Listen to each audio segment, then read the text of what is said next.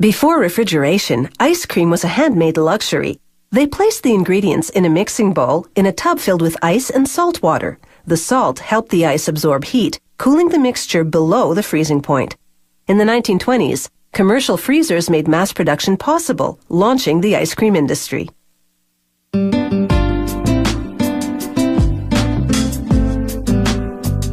To make these ice cream treats, you must first make the ice cream.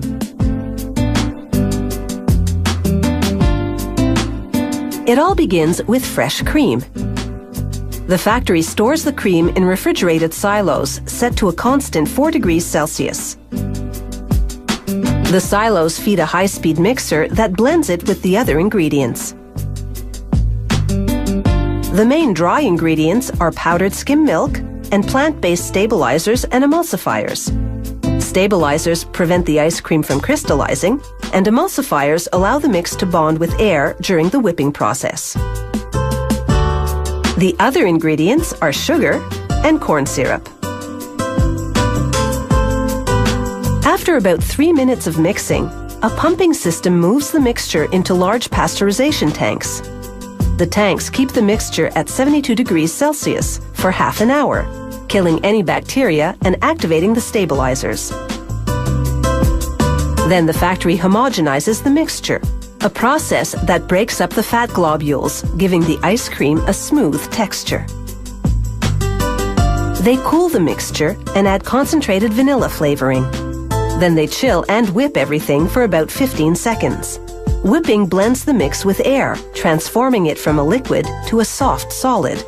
Without air, it would come out looking like frozen milk rather than ice cream. The ice cream sandwich wafers are made of chocolate cake ingredients. A filling machine feeds 2 lines of wafers towards an injection pipe in the center. Just as 2 wafers come together, the machine injects 80 milliliters of vanilla ice cream in between. The pipe's head shapes the ice cream into a rectangular slab that fits perfectly between the wafers. All this happens at a rate of 140 ice cream sandwiches per minute.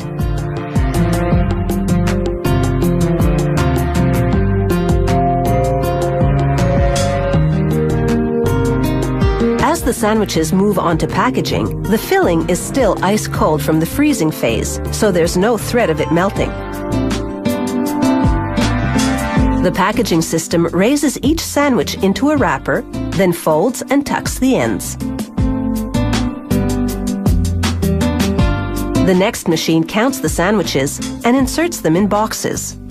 Once sealed, the boxes go directly into a storage freezer at -30 degrees Celsius. On another line, ice cream cone production is underway. A feeder drops pre-wrapped sugar cones into holders on a conveyor belt.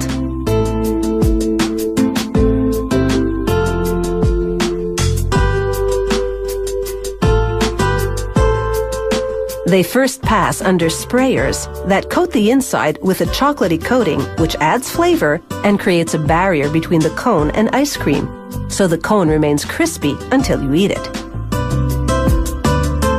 Next, nozzles squirt in the ice cream filling, 78 milliliters per cone. 1 production line, 2 flavors. 1 row of cones gets vanilla ice cream, the other row chocolate. Now for a tasty surprise in the cone's core, an injection of liquid caramel. This factory also makes ice cream cones with chocolate and strawberry sauce inside. Next, a chocolate-flavored liquid topping. Then the crunchy finishing touch, a layer of chocolatey-coated puffed rice.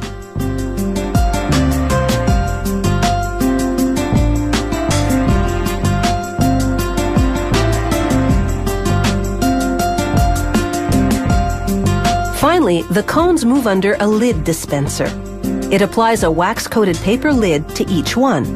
A heating element instantly melts the wax, sealing the lid to the cone's paper sleeve. From here, the ice cream cones go into boxes, then straight into the freezer, ready to take a licking.